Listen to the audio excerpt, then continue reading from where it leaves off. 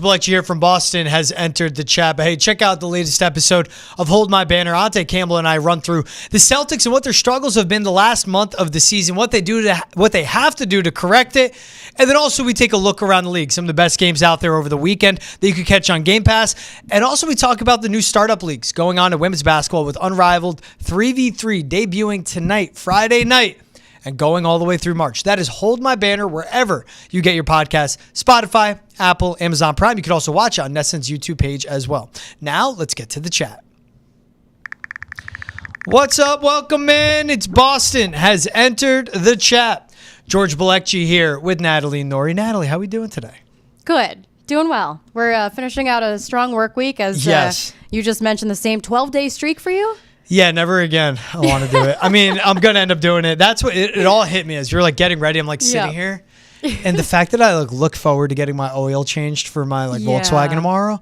And I was just like, I can't wait to just wake up, get that done, and then just, not think about doing a job and just take my time the whole day. Sometimes getting the housekeeping stuff done feels the most best productive. Therapy. Exactly. Yes. I know I have bills to pay and I can't wait to pay them to things like that. Yeah, and it's so stupid. Oil change, I have to go to the bank. It's exciting stuff, exhilarating. Let me tell you, that's how I know I'm getting old. That's how I know I'm getting old. But yeah, I mean, this month is crazy in general. I know Bean Pod is in full swing for me, starting up for you on the men's side. Yes, that's been busy for you, I'm sure. Yeah, school visits are always fun. You pick up the nuggets. It's good to be around the players, especially when you do ringside sidelines. The earlier you can meet people, they know who you are, so it's a familiar face. I bet, as you cover multiple teams, multiple games. There's that first time, then there's the second, the third, and it builds a trust. So that's what it's for me so far. I know it's Bean Pod's pretty much full swing for you as you get ready for the championship game. Yeah, Tuesday, January 21st at the TD Garden. Championship game will be BU versus Northeastern. Mm-hmm. Northeastern's, I think they're looking for a three-peat of the Bean Pot Championship. Yep. So, it's going to be a lot of fun, a little crazy, but first time doing the studio for me, something a little like this. So hopefully we've warmed me up to the task. Exactly. Ready to go. You'll crush it. You'll crush it. And you could catch that, of course, on Nesson as well. Right. That's Tuesday night. Yep. Hey, let's get into it. Let's get to what's trending. You guys know how it is. Three subjects, 3 minutes apiece. We got a timer up on your screen. If you're listening, you'll hear a buzzer after 3 minutes. A little countdown, small buzzer, not too loud. We love as the we'll buzzer. run through it. We got to start with it. The biggest news in Boston sports: Drake Maye proposed, now engaged to his middle school sweetheart, and Michael. Congrats to them. Did it on a beach somewhere. Look at that. You know what? For the guy that was fans were questioning why he wasn't at locker room clean-out day. Fans questioning why he wasn't at the Mike Vrabel introductory presser. Yep. A, none of that mattered.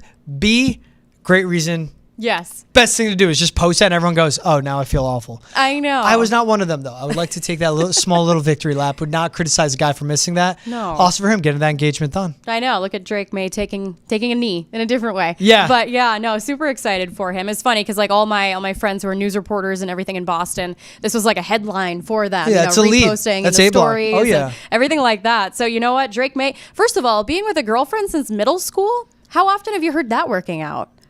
Never. Never. Good for them. Rarity, I guess a little anomaly. That old school stuff still exists. I mean, whether it's a beach or Charlestown Street, right?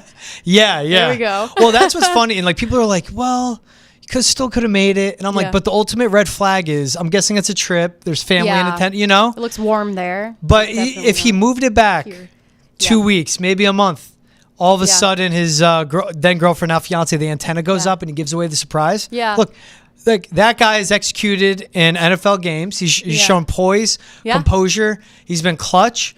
Different type of nerves when it comes to that. So Drake, you made the right decision. You kept it to your schedule. And also when he's doing all this planning, which goes a lot into it, he's not accounting a coach gets fired, a coach gets hired.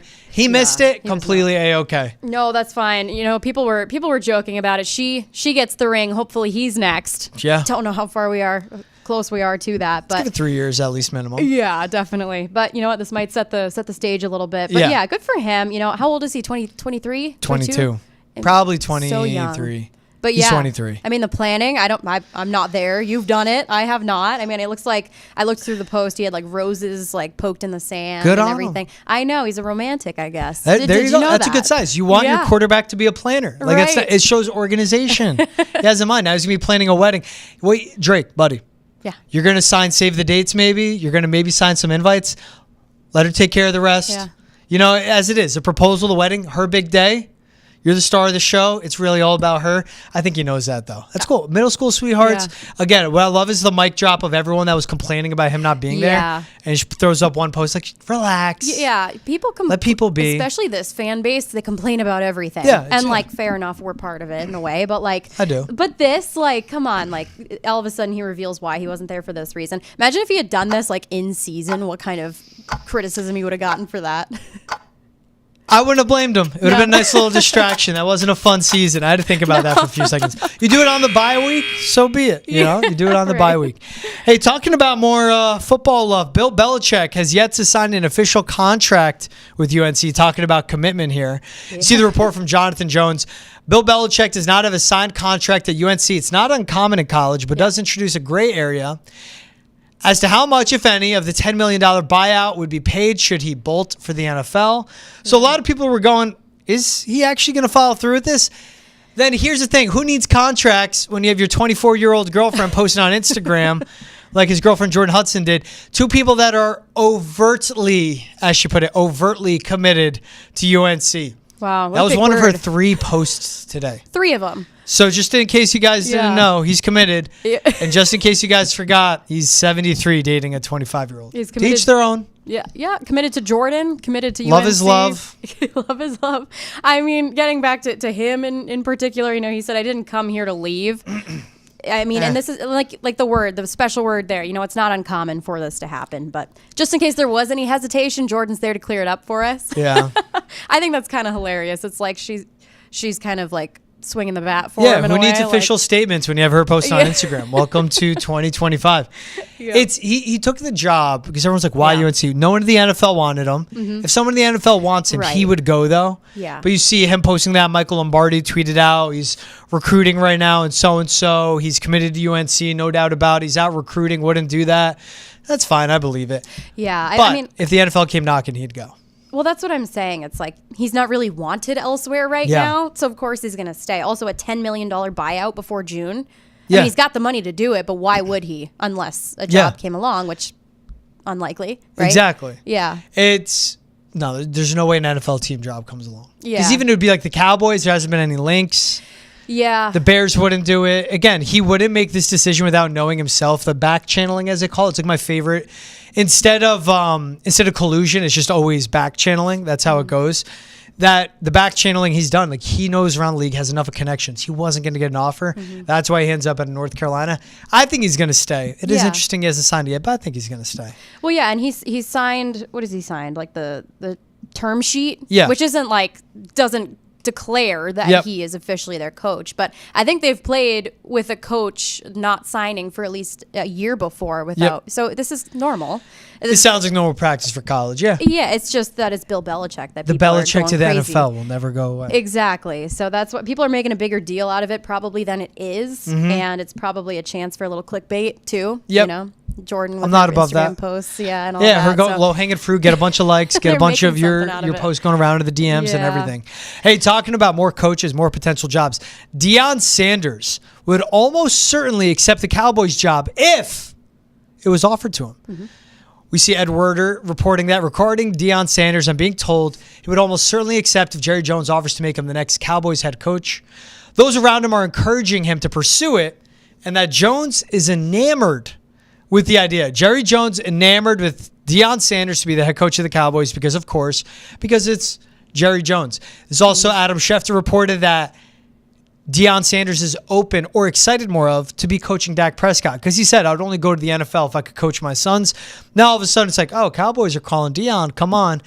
And he knows he can't pass up on the opportunity to be a head coach in the NFL. Right, and that's the word enamored speaks out. Like sticks out to me because it's like, yes, why wouldn't you be enamored at this opportunity?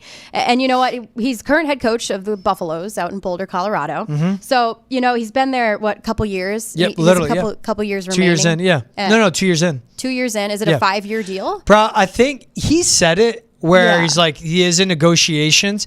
So this could be just a leverage play on his end to stay in Colorado. Yep. But apparently, I think his contract is up. He said, he's like, I'm working on new deals, but I love what I got here. So, yeah. Also, it wouldn't be the first time a college coach broke early to go to the NFL either. And you talk about like who he's coaching, who he could be excited about coaching. Well, in 2024, he had the Heisman Trophy winner, Travis Hunter. Yep. So he's had that experience of getting to coach, high-level college. players. Yeah, exactly. He's had like the taste. He's had the fulfillment probably of it. Yeah. And now if the Cowboys call, I think he'd go.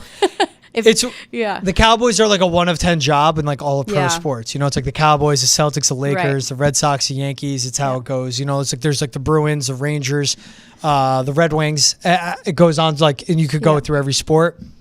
What I think with all this though, it's like for Jerry Jones to be enamored. What are you doing when you hire Deion Sanders? Like what stuck out with him at Jackson State or Colorado? Yes, he's built him up to like new levels, but that's in recruitment. It's what the Cowboys need is structure. They need leadership. They need game planning. They need someone that can manage and run the entire franchise. They need someone that is such a good coach. Jerry Jones doesn't matter. The NFL is a whole different ballgame. There's rules to the free agency, how much you could spend. Yeah. There's actual contracts. It's not like the transfer portal or NIL like what he's worked with in Colorado. This would be the most Cowboys hire ever. If I'm Deion, like the NFL, it'll come around, I think, for him eventually. Yeah. There's better jobs in Dallas because Jerry Jones is that bad of an owner that he interferes with the success he does. Yeah. If I'm Deion, I'd wait. I think this is him more of using them as a leverage piece and pushing up his price for other suitors out there maybe. Yeah, and Jerry Jones, he's very confident in the job that he does for that team. Hey, no one can do it better than him, right? Yep. That's what he said. Exactly. He's not even giving it to his sons, right? Exactly. It's him. So this decision for Jerry Jones, I mean, we'll see. We'll see where it goes, but I don't know. That's all I got to say about that, really. I mean, just beat the buzzer. That's it. I know. It's Jerry. I'm like, I could say more, but... Hey, if you're enjoying the conversation, be sure to tune in Monday through Friday to Boston has entered the chat. We talk about all the latest in sports in Boston and around the country each and every day. You can find us on YouTube, Twitch, Spotify, Apple, Amazon, or wherever else you get your podcasts. So I'll talk about football just now, but of course, Red Sox offseason is still underway. We had Lou Merloni. Yes, Lou Merloni, one-time Red Sox player, long-time Red Sox player, and of course, a part of Nesson. You could catch him in the booth on color commentary for so many games. He's down to fantasy camp right now for the Red Sox, coaching up teams. You'll hear about that. But he spoke more in depth about the Red Sox offseason so far and what they have to go out and do as well. He's Lou Merloni. You know him from his time with the Boston Red Sox, and also when you catch him in the booth here on Nesson. Lou, appreciate you taking the time and joining the chat, my man. How we doing? I'm doing well. I'm down here in Florida right now enjoying some fantasy camp, ready to talk some Sox. Yeah, my sources tell me from Florida you got a big game coming up, though, against Lenny's squad. Huge game. We had a great performance today, semis against Lenny Donato's team. So I know the world's rooting for us, obviously. Nobody wants Lenny to win another championship down here. So looking forward to that one. Told the boys to get some rest. Got a big one. Hey, this is coming from me, not all of Nesson. We're saying get the dub. Don't let Lenny win. We're all pulling for you up here. Hey, Lou, we love talking baseball with you all the time and how active this offseason has been for the Red Sox so far. And they got a lot left to be desired. But we got to start with the biggest get for them, and that's getting Garrett Crochet, the big lefty in. That's the ace. What did you make of that acquisition for Garrett Crochet, especially with what they had to give up with prospects, especially led by Kyle Teal and Braden Montgomery? It was a deal they needed to make. You need a guy with this type of potential. And the potential is simple. It's Tariq Skubal. And listen, I'm not saying it's a guarantee. We all know there's some inexperience. We know that there's some limitations last year coming off of Tommy John. Hopefully that was like that foundation year where now we can just give him the ball and not worry about it. But you need a guy that you can put out there game one of a playoff and feel like you got the best pitcher on the field, right? And this is who he is. And it's the good age. It's the window everybody looks for. Now, how do I find an ace, 25, 26, and hopefully they can maybe come to an agreement, find a little extension, and keep him here for a long time. Yeah, George mentioned it. 4 prospects gone for Garrett Crochet. What will the usage and reliance look like for him as he enters the Red Sox organization? To me, he's going to be the guy, and hopefully he's the guy they just give the ball to and they go. It's just elite potential. They got a lot of good right-handed arms, but he's a lefty that just attacks the zone. Not only is his stuff elite swing and miss, it's not even close, as far as starters. He has closer-like results, yet he is a starter.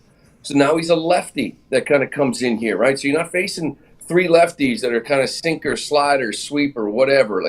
Maybe the series starts off with a power lefty, then it takes some time to get used to seeing Bayo or Houck, right? So I just think he's a great addition.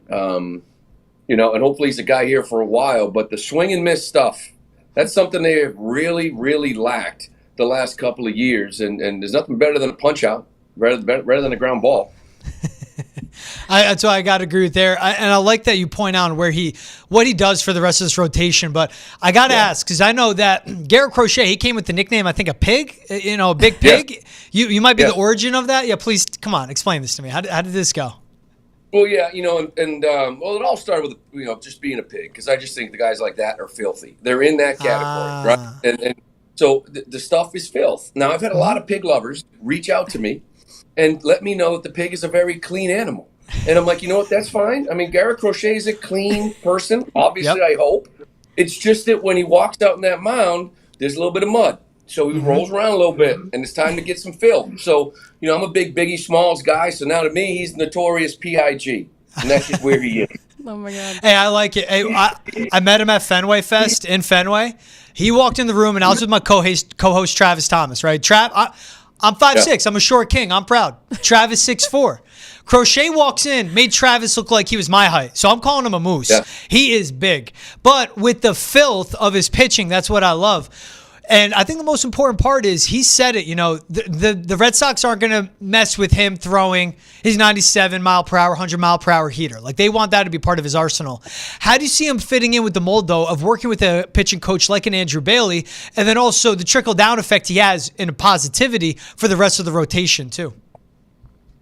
Yeah, it'll be interesting because, we all know the Red Sox kind of got away and threw less fastballs than anybody in the game. And there really is a couple of guys that had what you would call, like, really good fastballs, right? And that, like, Pivetta in the rotation. Pivetta and even Cutter Crawford, but the velocity with Cutter came down a little bit, and, maybe the swing and miss wasn't there. So they started altering, sweeper, maybe pitching from behind, pitching backwards, I should say, off speed to get ahead, that type of stuff. So, with this guy, he's power fastballs. So I think Andrew Bailey adapts to what he has. So we're not trying to make every single pitcher into the same human being. But what you do is you put him in a room and say, okay, what's your best pitch? Let's throw that more. What aren't you throwing enough that's been really, really good for you? And Crochet last year, I believe it was in August, started throwing a little two-seam fastball to go with the four-seamer and virtually almost became his best pitch, which is scary because the other ones were really, really good. So I don't think he turns into this, like, breaking ball happy guy that everybody thinks the Red Sox are. I just think it's more about who you have and pitching to their strength, having him throw more. So this is who this guy is. And, by the way, I ran into him, too, at Fenway Fest. And I just walked up to him very simply and just said, listen, I want to apologize. If you have anybody referring to you as a pig on social media and don't know where it came from, unfortunately it came from me, and I had to explain it, and it seemed like he was fine with it. Hey, he's 6'6", 245, man. The thing, you can call him whatever you want, Lou, and I say this respectfully, brother. He could kick your ass. He could kick my ass. There could be 27 of both of us. At his size, he could kick all our asses. That's the problem. I don't want him to be pissed off at me. He's a big boy, No, it's fair. It's fair. Another big boy, I guess you could talk about. I just got to meet him the other day. David Sandelin, he came over last year in the Schreiber trade. He's 6'4". He made me feel like I was a peanut next to him. But you know what? You talk about that velocity. He threw 101 in an offseason bullpen. Just talking about the developmental aspect of some of these pitchers, in the minor league system for the Red Sox, how encouraging is that? Yeah, that's a big part of it, and it's been missing. And you can't just do it overnight. It's tough to stockpile pitching in AA and AAA, right? I mean, you can't just go out and sign a free agent and say, hey, do you want to pitch in AAA for us? They're going to be like, no, I'd rather have a big league opportunity. So you have to develop it, and you're starting to see it now, right? And it's been a work in progress the last 2 or 3 years. Brez has brought in a few of these guys, whether it's Sandlin, whether it's Quinn Priester. So they've got a few. We saw them last year, right, in Richard Fitz. So all of a sudden now, and we'll see what Cooper Criswell ends up as well. These are 4 guys that could be AAA depth, and you need it. You really, really do. There's a lot of depth in this organization, not just in the big leagues with 6 starters to kind of choose from in camp, but you always need that guy or two in AAA, and now they may have 4, that can sort of just slide into a spot start when you have, 13 games or one of these stretches where it's like 18 games in 19 days, and you could want to just give everybody a little breather. Well, they have that now, and that's probably the deepest rotation they have had in a long, long time here in Boston. I like you bring up Fitz as well and Cooper Criswell. Those are guys we can see be back and forth between Worcester and Boston, of course. When you look at what the outcast can be for the rotation, Lou, we spoke about it ad nauseum. Crochet's the one. How do you see 2 through 5 shaking out, and what would be your ideal rotation for the Red Sox? You know, I hate the numbers because Yeah. to me the numbers really only matter when you get in the postseason. You know, like who goes game 1, who goes game 2. Like opening day starter. It's a great thrill for all these guys, but it's sort of like there's no order. I'll tell you what, by the end of September, I'll tell you what the order is because it's who's been throwing the ball better, right? So obviously Tanner Houck was an all-star, you know, and I think last year, maybe at the second half, he wasn't as good as he was in the first half, but I think it said more about how good he was in the first half. He was still a good pitcher in the second half. First year as an everyday starter. I thought Cutter Crawford kind of had a nice solid year. Bayo's the guy that hopefully can turn that second half and build off of it, right? He had a tough first half, and I do think a lot of it had to do with the pressures that he put on himself with this contract extension, with the opening day starter. He went out there every night to be that guy, to be perfect, and it didn't go great for him. But I think he finally took a breath and was more of himself at the end of the year. But Walker Buehler's another one. This guy, again, nice little foundation year, coming off Tommy John. Last year put some innings in. We saw what he was like at the end of the postseason. This is high-end, talking high-ceiling stuff. If everybody's healthy, it's tough not to put him there right behind Garrett Crochet. But you'd still feel good about the other three. And the man I've not really talked about is Giolito. Like, this guy was one of the best pitchers in the American League. You know, yeah, he got hurt. And the last year or so before the Sox got him, there was, some numbers weren't like himself. But how much of that had to do with the elbow kind of going on him maybe slowly, right? So now that he's healthy, people are sleeping on him. So this has potential to be a really good rotation, one of the best in the game. I'm not going to say the best, but you don't have to be the best. Top 5, top 7, something like that. Yeah, and be the best when it counts the most. And hopefully we see that happening September, October for this team. Hey, man, enough talking about pitching. When we look at this lineup, there's Red Sox fans still want an addition, especially in a righty bat. What do you make of the pursuit of Alex Bregman by the Red Sox? And is that a guy you would like to see be slotted into this Red Sox lineup? Craig's got to know by now that the Boston fan base is not a very patient fan base, right? So someone's got to Bregman and say, get this thing done. All right, I want this thing done yesterday. He's a guy that at this point I think you'd really like to have. I mean, I don't know who wouldn't want him because he serves so many purposes. People talk about where he's going to go. I think he would slide into second base. Worried about the prospects behind him. Stop worrying about that. Things have a way of working themselves out. Devers gets banged up, he slides to third. Costas gets hurt, Devers to first, he slides to third. So I think, maybe year one, depending on what happens, he's your second baseman. I think eventually you could see him at third. But the more important reason why I want him is because what this team really lacks is that veteran hitter that's been there before. They have Rafi Devers. There's no question about it. He is a great hitter. I just don't know if he is that Justin Turner, JD Martinez, sitting around the cage, talking hitting with everybody. Trevor Story's like that. And if he is healthy and you get him 6 months, he can help. But Bregman's a guy that sits around the cage, looks at Jaron Duran, who is an established guy now, right? But looks to the other kids and just says, what are you thinking? Why are you doing this drill? Let's try this drill. Do you ever think about doing this? Do you ever think about doing that? Those conversations are so valuable. And I'm not sure they have them, right now, as much as you'd like. I think they have them. But having a guy like Bregman who's been there before can help out so much in that area. And you mentioned the Boston fan base. They're putting pressure on this as well. Now, what kind of a deal would it take? What kind of contract would it take to get Bregman over to Boston? Yeah, I think we're well past the 7-2-10 that was kind of predicted at the beginning of the year. It just doesn't seem like that market is there. Toronto may be offering the most money, but judging by the face of everything going on this year, like nobody wants their money. Nobody wants to go to Toronto. And I think a lot of that has to do with the uncertainty of Vlad. You sign a long-term deal with Toronto, Vlad leaves, Bassett's getting older, Gossman's getting older, Barrios is getting older, and it's like, what's the future? So then you got the Detroit Tigers. So to me, is this contract going to eventually be in the 3-year deal with a couple of options, 4-year deal with a couple of options, kind of similar to what J.D. Martinez did?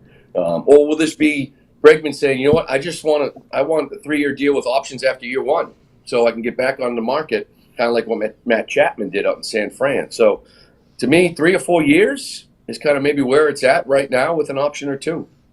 And what do you make of, if it's not Alex Bregman, we hear the reports coming out, it's Nolan Arenado. Is there a preference you would see when it comes to this lineup? Because Nolan Arenado is still an elite third baseman. The power has fallen off for him, where we know Bregman can beat that, but it's also Arenado. That's a guy that's a future Hall of Fame third baseman. Yeah, I've sort of pivoted on this because the Bregman price, I think, is coming down, right? So beginning of the year when it was like Arenado 3 years, maybe they eat some money, it's $55 million, or 7 years, $200. I'd probably rather have Arenado just because of the commitment. But at this point, I think it's still Bregman. If that falls through, is Arenado here? The problem is that Bregman's an easy fit. He slides into second base. We let nature take its course. Skies go down. Maybe he goes to third. With Arenado, he doesn't go to second. Like, he's one of the best defensive third basemen of his generation. He plays third base. So now what? Right now, what do we got? Like, are we telling Devers he's a DH after playing third base? Or without the move to first base first, is Casas a DH? Is Casas traded? Is Yoshida still here? So the point is, Arenado really makes things difficult, doesn't it? Like, unless there's another move that we don't know about that could be in the works if you make an Arenado trade. I do think Arenado would come here, and I think offensively, and is it based on anything? I just think you come here in the life of Fenway Park, this lineup, maybe hitting in front or behind of a guy like Devers, getting back with Story. I think you see a bump offensively, and we know what he can do defensively. So he does improve defense. Now, you look at just who's coming up in the ranks here. I know Alex Cora was talking a little bit about Roman Anthony and just some of the prospects. But at this point, looking at this team, looking at the rotation, what other free agents do you think the Red Sox should be looking at to kind of round things out? Well, that's the thing. If it's not Bregman, I don't know who that guy is. Randall Grichuk is a guy that they've talked a lot about. To me, he's kind of Ref Schneider. You know what I mean? Like, he's that kind of guy with maybe a little bit more pop. There's a Jurickson profile that I like that had one great year. He's deeper in the free agency. He's a switch hitter.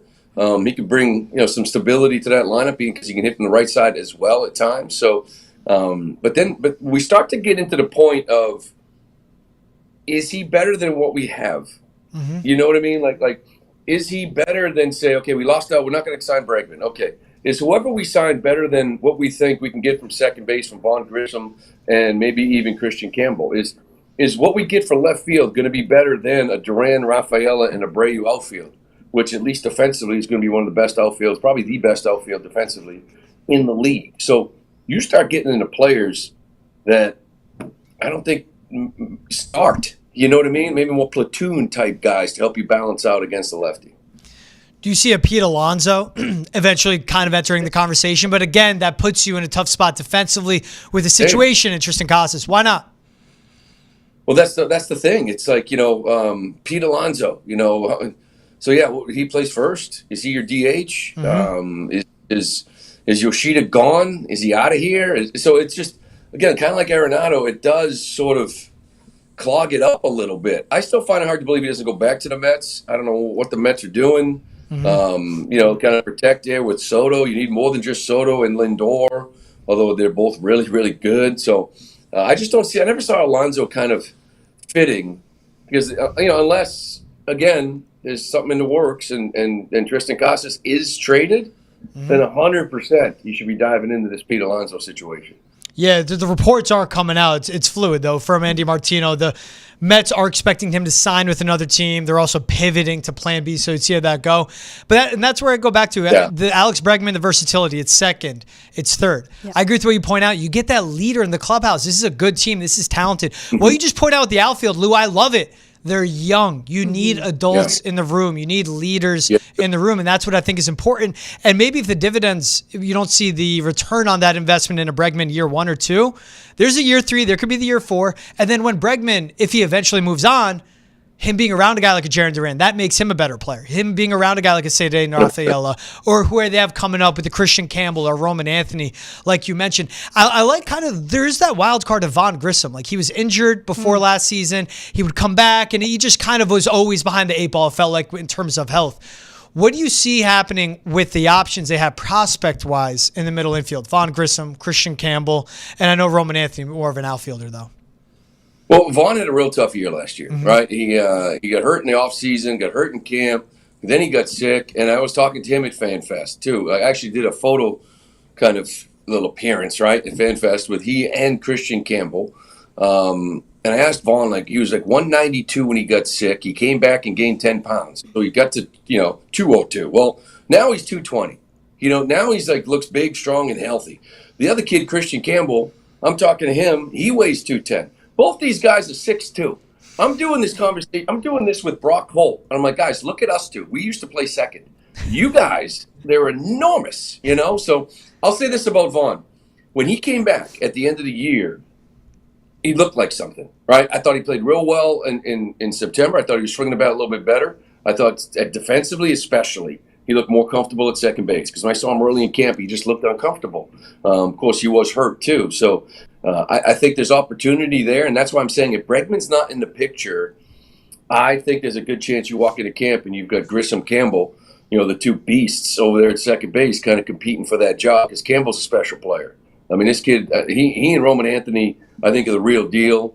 I think you'll see them both up here at some point. And Von Grissom, we know how the season goes, right? Guys go down. So I think their versatility helps. Roman can play all three. Christian can play second. He can play left field as well. So I think you'll see both of them. They're both going to be really good players. Someone else who had a ton of versatility, at least in Worcester, we saw year after year, was Nick Sogard. And, he got his first call this year, and it was a long-awaited call as well. But he's another one who can essentially play any position at that infield area. He really just showed that he could really do it all. Is that someone that you see, emerging this year, sticking around, and what can he do for this team? Yeah, I like him a lot. I saw him for the first time last year here in camp, and it just – and even in the backfields, like he was different, than all the other guys defensively. He looked solid. His swing, the ball was sounding a little bit different than maybe some of the younger kids that were back there with him. And he came into camp and had a great camp, and I was, so I tried. You get more information on guys, right? When you see them, hey, what's up with Sogard? And it was sum of all parts, right? The more you watch him play, the more you like him. And when he came up, I thought he did a nice job. I think switch hitting ability kind of helps. The fact that he can play short, second, and third helps. So they're also deep in this role. Right, and this is why a guy like Emmanuel Valdez, they're able to move him out of the organization because of Sogard, because of David Hamilton, because of Romy Gonzalez. Three very good players, role players that if you need for a couple of weeks can get the job done. So he's in that category with the other two guys, and they're in a good spot with those three. Man, we talked about it all, like from the offseason so far, the trades, acquisitions, who they should sign. Lou, let's say the offseason continues to progress in a positive way, whatever that could be. We have so much time left between now, when pitchers and catchers report, it feels like, when spring training's underway and eventually opening day. We've seen the Sox finish 81 and 81 the last two seasons. I'm a guy, I got to Boston in 2021. That ALCS run, that is palpable. It's electric. The city is different. You think the Sox have it to get back into that playoff picture and just get back into the postseason finally after 3 years removed?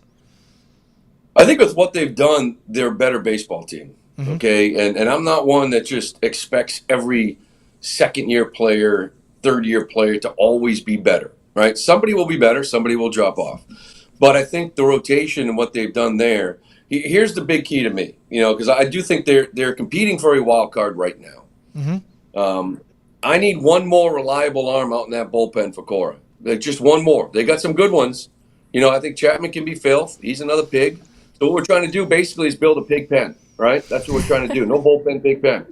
So you got Chapman. Hendricks, is he healthy? Because if he is and what he was, great. Whitlock, same category. You got Slayton, you like him. So there's a lot of guys. Luis Guerrero threw great at the end of the year. Weissert looked great at the end of the year. That's awesome. But there's a lot of free agents that are out there. Obviously, Tanner Scott's the big fish. Kirby Yates is another one. Dave Robertson. I know they're a little bit older, but they're still very effective. Give me one more reliable guy. And you sign Bregman and one more reliable guy, you're competing with the Yankees for the AL East, and you are a playoff team, to me, guaranteed. Right now you're competing for it.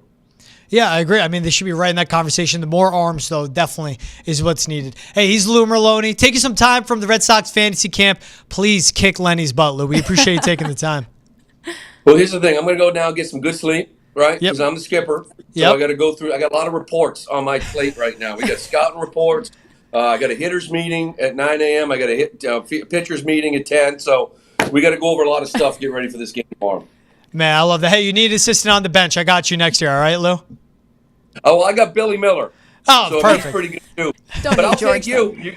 I'll take you, too. That'll be perfect. I'll get thrown out for you. I'll be the human shield. We'll just, inspire the squad, get them fired up. I'll get tossed. You keep doing your thing because they need you more than they need me. I like it. Thanks for having me, man. It was fun. Always, Lou. Appreciate you, man. Thanks, Have a good Lou. one. You got it. Hey, you want to hear more from Lou Merloni and the rest of the guys on the Nesson team that contribute to Red Sox coverage? For more on their offseason, check out Nesson's baseball podcast, 310 to Left. We know you have a lot of questions about the future, the offseason players, coaches, executives, and alum.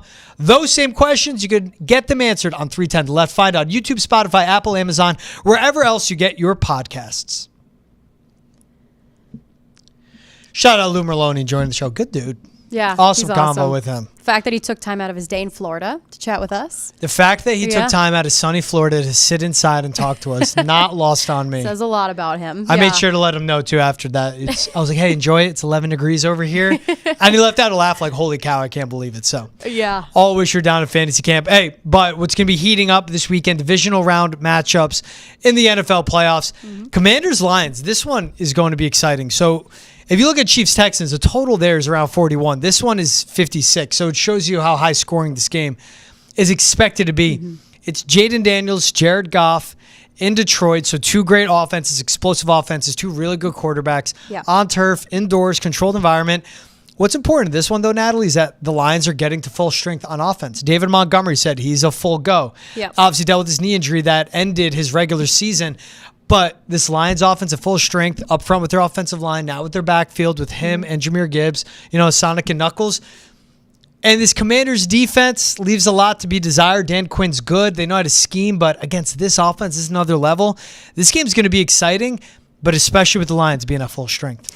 And to take that even further, being full strength, they're coming off a bye week too. Yep. So they're coming in feeling pretty good, rested, recovered. prepared. Yep. Yeah, and they've had a couple of weeks now to prepare for the Commanders, and they've got quite a slippery quarterback, I'll call him. I like the word slippery. He's mobile, he moves around, and when he's targeted, I think his completion rate dips down to like maybe 50%, half that. So, they've probably really worked on their defense and how they're planning. I mean, they like to play man-to-man quite a bit, but, they're going to have the element of surprise. I think that's going to work to their favor here, and that's something they'll have to take advantage of against Commanders. I think when it comes to how Jaden Daniels plays, he's been clutch. He obviously shows that he can just rise to the occasion. He's been so impressive.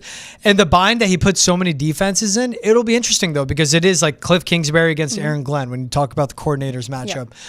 With this Lions defense, yes, it's a banged-up defensive line, but at least the second level with their linebackers are still healthy.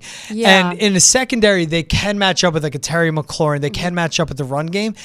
But what the Lions do so well, and it's what the offense does for them, is this is a team that's top 5 in every major category. As explosive as can be, they control the clock, they suffocate you.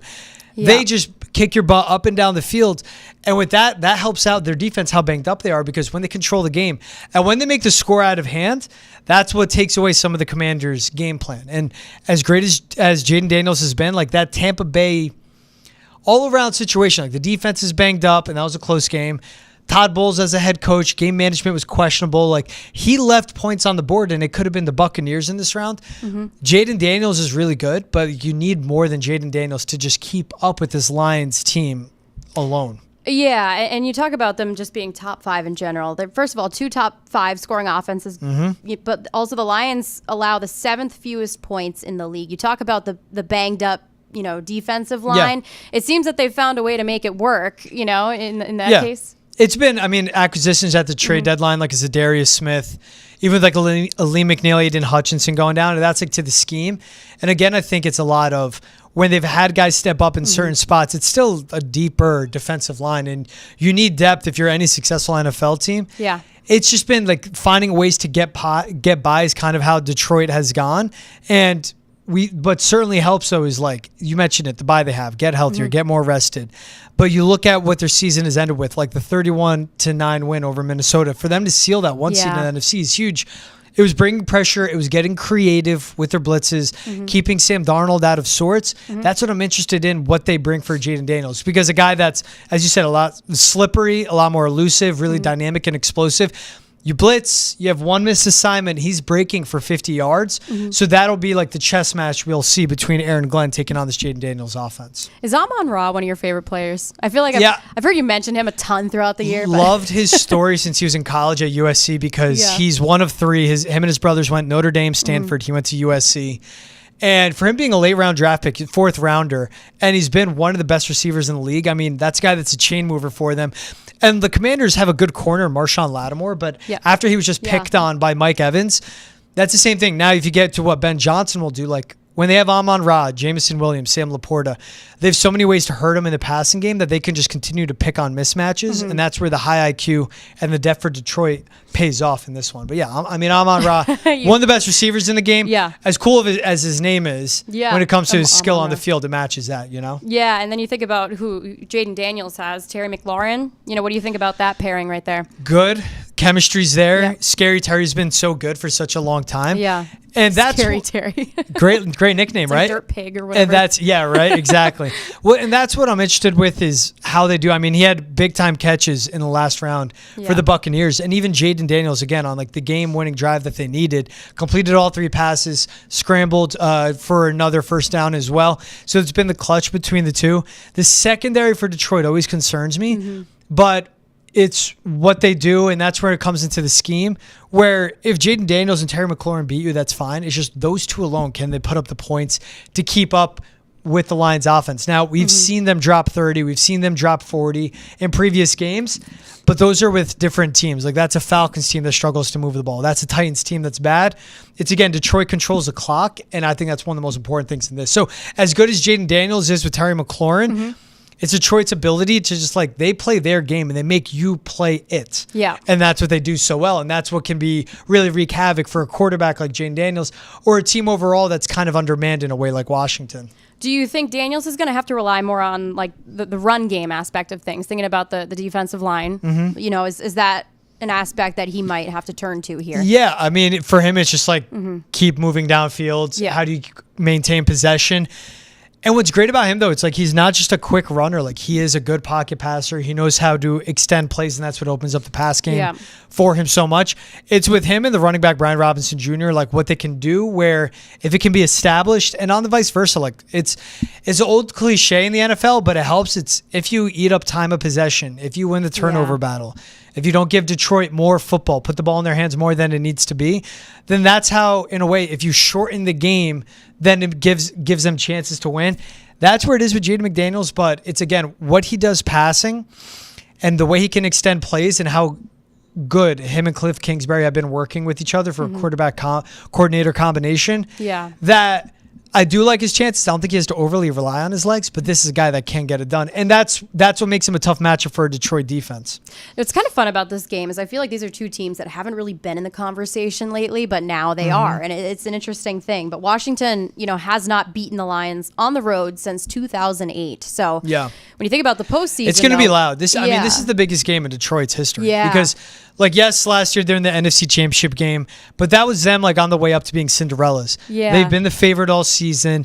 This is the biggest game because this is the postseason for them. Like, this is their window right now. They're as good as they'll ever be in theory. And then with Washington, like you say it on the flip side, like, I thought they'd finish last in the division. Yeah. Maybe third. But to be in the playoffs, let alone in the divisional round, for Jaden Daniels to be this good right away, they are a team that was so undersold, flew so under the radar by so many people, so underestimated.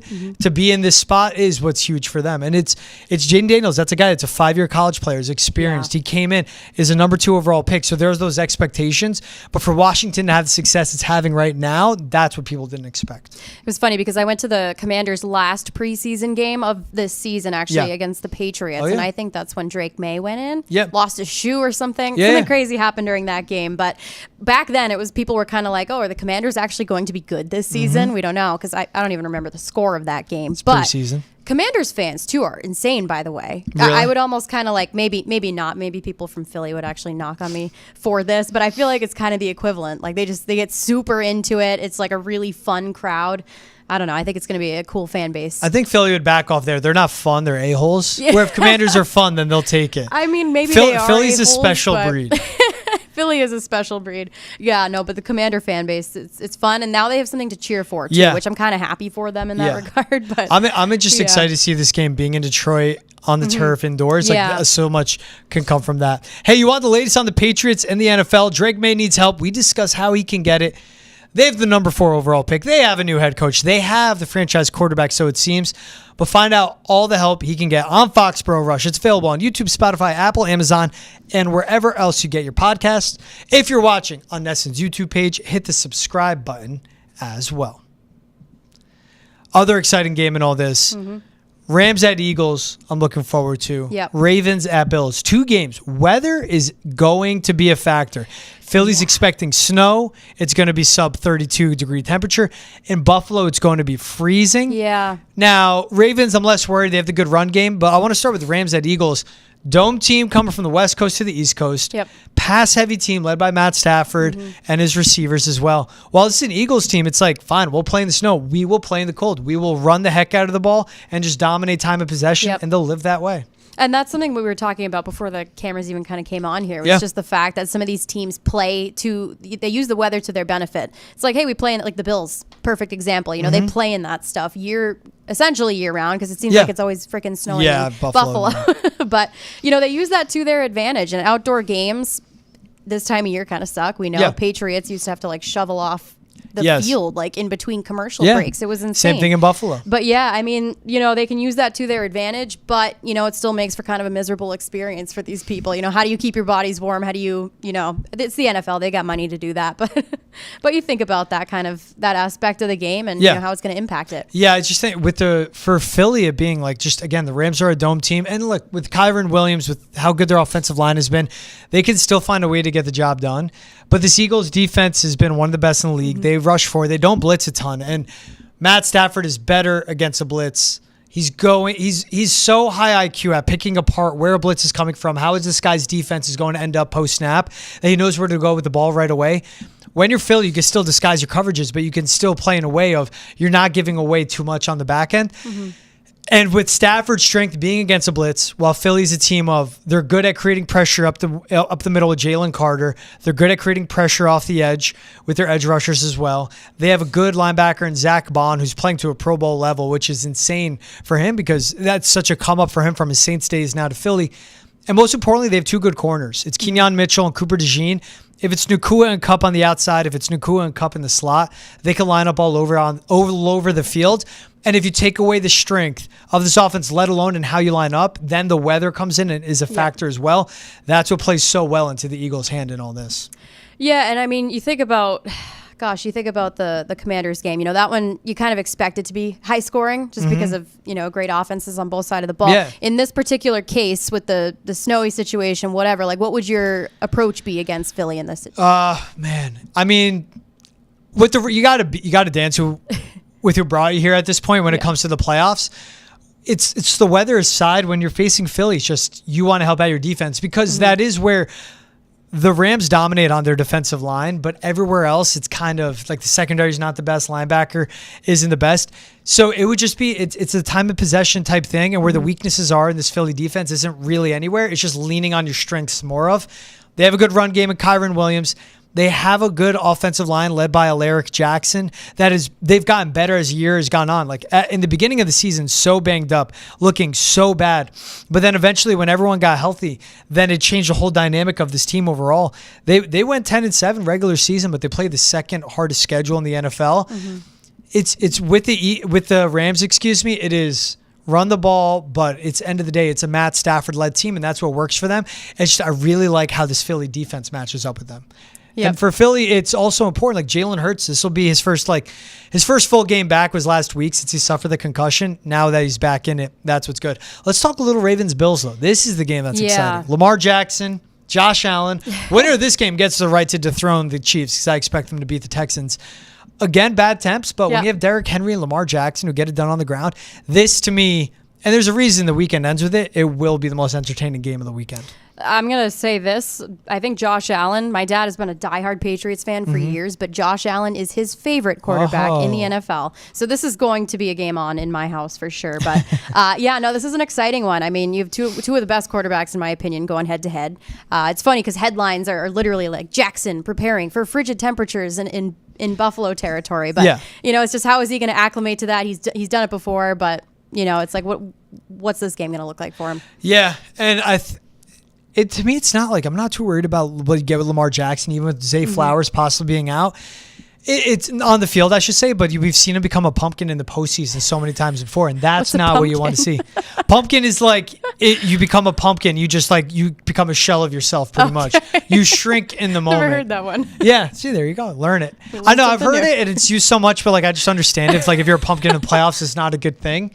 Never really been asked how to explain it, but that's just how I know. Thank you for teaching us, George. What's important is how good this Buffalo Bills offensive line is. Yeah. And so it is Josh Allen. He's been Superman for them this season, but in a way of that's been him, and he hasn't had to be it all the time.